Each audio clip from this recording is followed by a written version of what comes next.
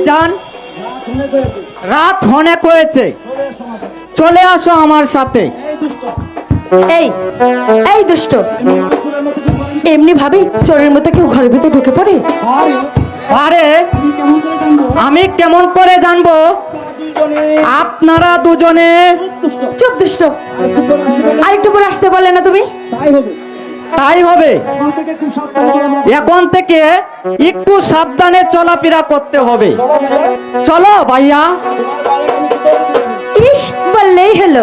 চলো ভাইয়া, তোমার ভাইয়াকে আমি কোথাও যেতে দেবো না, তুমি যাও। তাহলে ভাইয়াকে ছাড়া আমার ঘুম হয় না। আহা, ভাইয়াকে বুকে জড়ে ধরে আমি ঘুমাবো। তার হবে না।